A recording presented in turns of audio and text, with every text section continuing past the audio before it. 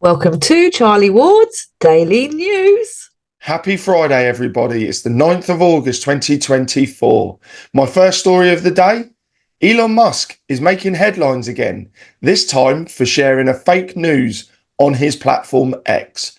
The billionaire posted, then quickly deleted, a fabricated story from a British party claiming that UK PM Keir Starmer is planning to send rioters to detainment camps on the Falkland Islands. The story, falsely attributed to the Telegraph, was seen by nearly 2 million people before Musk removed it.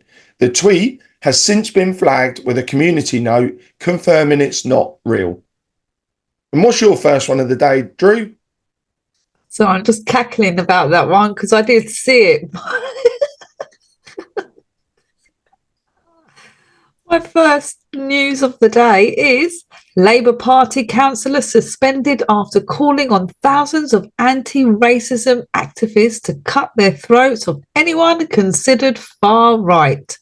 Ricky Jones, a councillor for Princes, has been suspended with Labour Party spokesman saying, "This behaviour is completely unacceptable and it will not be tolerated." The councillor has been suspended from the party. Officers have arrested him. He is in custody at South London Police Station after being arrested for his actions also. Well, Drew, I'm going to move on to my Boeing story because we haven't talked about them for a little while. Two NASA astronauts, Barry Wilmore and Sunita Williams, could be stranded on the International Space Station until February 2025. They've been stuck for over 2 months due to safety concerns with Boeing's Starliner capsule, which suffered thruster failures. NASA is now considering a SpaceX flight as an alternative to bring them back. A decision is expected by mid-August, which could impact upcoming SpaceX missions. Boeing insists Starliner can safely return the crew, but NASA remains cautious as they assess all options. This one is showing, again, that Boeing can't make anything that is flight-worthy. Japan's meteorological agency, JMA, has issued its first ever mega earthquake warning. People have been told to prepare for a scenario in which an 8 to 9 magnitude earthquake could strike off Japan's coast. I believe they've also had a tsunami warning as well, Drew, in relation to that earthquake. Heading over to the USA, former UN weapons inspector Scott Ritter has condemned an FBI raid on his home, calling it an intimidation tactic aimed at silencing his outspoken criticism of US foreign policy. The raid, conducted over concerns about potential violations of the Foreign Agent Registration Act, led to the seizure of electronic equipment. Ritter, a vocal critic of US policy in Ukraine and Israel's actions in Gaza, insists he has done nothing wrong and vows to continue speaking out. He described the raid as a chilling effect of free speech, but emphasized that he will not be intimidated. Robert F. Kennedy Jr. has cancelled an Iowa campaign event due to security concerns, even after being granted Secret Service protection, which previously failed to protect President Trump. Israel has withdrawn and cancelled multiple bank deposits in Norwegian accounts following Norway's recognition of Palestine. President Trump and Kamala Harris have both agreed to participate in the September the 10th debate on ABC. Tragedy strikes as a third person has died in a listeria outbreak linked to Boar's Head deli meats. According to the CDC, so far, 43 people across 13 states have been infected, with all requiring hospitalisation. The outbreak has prompted a massive recall of over £7 million of deli meat from the Boar's Head's Virginia facility. The CDC warns the true number of cases may be higher. Listeria is especially dangerous for pregnant women, older adults, and those with weakened immune systems. Joe Rogan has endorsed Robert F. Kennedy Jr. A 17-year-old Danish girl is facing prosecution for using pepper spray to fend off a sexual assault near a migrant asylum centre in Sonderborg. The attacker, who knocked her to the ground, fled after she used the spray. However, since pepper spray is illegal in Denmark, she now faces a potential fine. The case has sparked controversy, highlighting concerns about rising sexual harassment, reports, and the treatment of refugees in the country. Kamala Harris snaps on pro-Palestine protesters and has them escorted out of her Detroit rally. The UK government is warning that sharing social media content related to the recent riots could lead to arrest. Even if the intent wasn't harmful, authorities are actively monitoring online activity, looking for material that could incite racial hatred. The Director of Public Prosecutions emphasised that sharing or retweeting such content, even innocently, may result in serious legal consequences. The government has already charged individuals under these laws, sending a clear message about the risks of spreading this type of content online. Now, adding to this, I've seen multiple people digesting this, saying, if you shared a video of the riot saying, please don't go there to a loved one or anyone that you care about, you can be arrested for sharing that video. That's how strict and outrageous it is.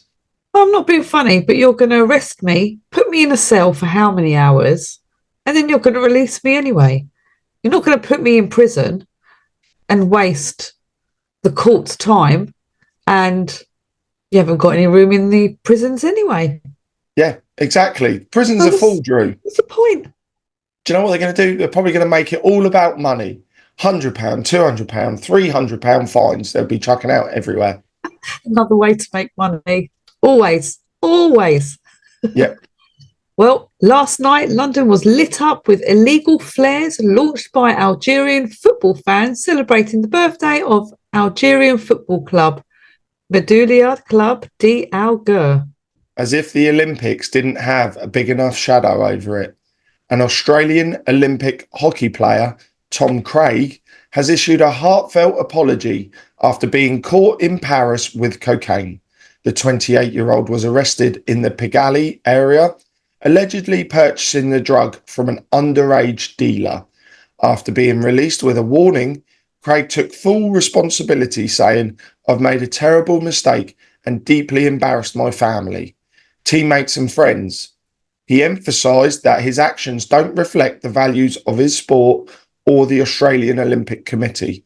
Craig now faces further investigation by Hockey Australia as he prepares to continue his career in Germany. Plans for Europe's largest lithium mine sparked protests in Serbia. In Paris on Monday, 6 Christian activists and their driver were arrested for displaying a controversial message on their bus criticising the Olympics opening ceremony. The bus, run by the Madrid-based group Citizen Go, featured a graphic demanding an end to attacks on Christians and condemned the ceremony for its portrayal of Christian symbols. Citizen Go claims the arrest was an act of anti-Christian political persecution and says their campaign is legal. The group plans to sue French authorities, accusing them of suppressing their free speech. The bus was stopped by police at gunpoint, and the activists spent the night in jail before being released. Tunisia president has fired the country's prime minister. And CrowdStrike has identified the cause of the global Microsoft outage last month as a single sensor error.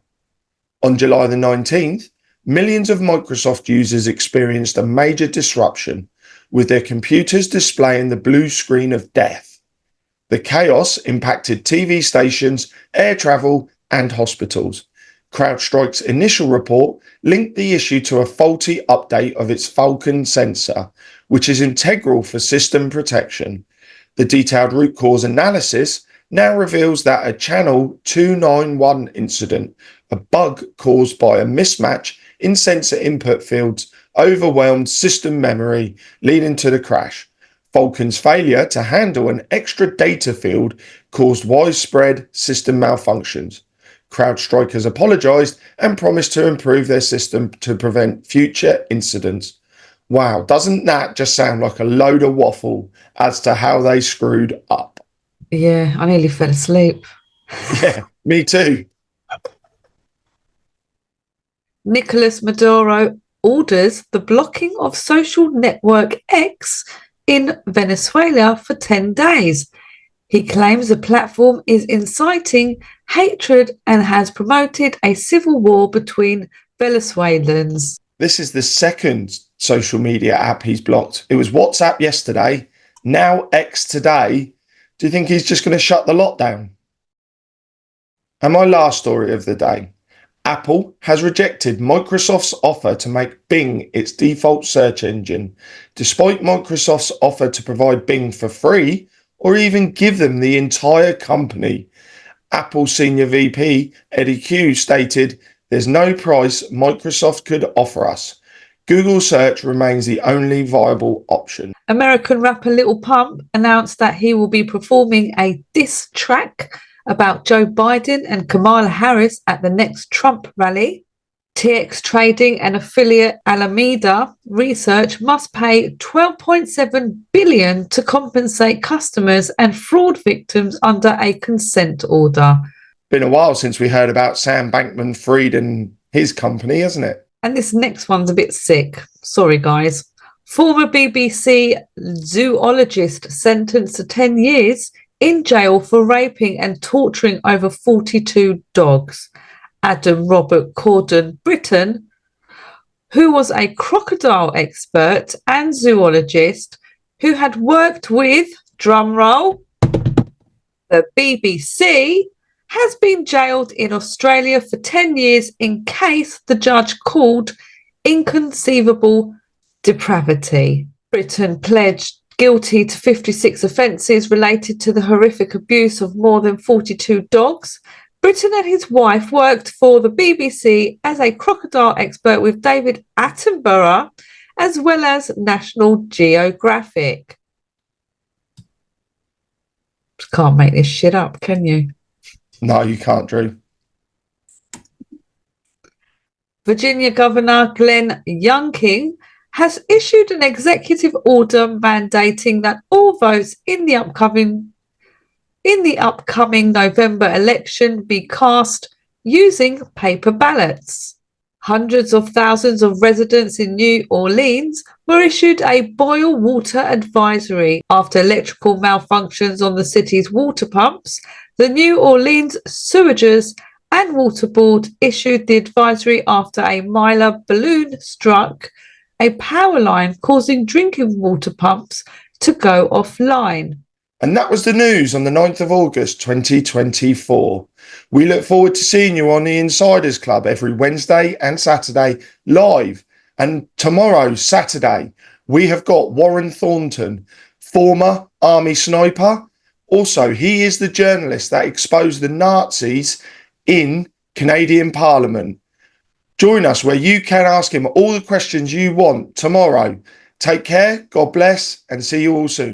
He also broke the UK Nazis as well in Parliament. So it'd be interesting, actually, to That's going to be a good one tomorrow. It's going to be absolutely amazing. I'm really looking forward to it. So have a great day, guys. Bye-bye.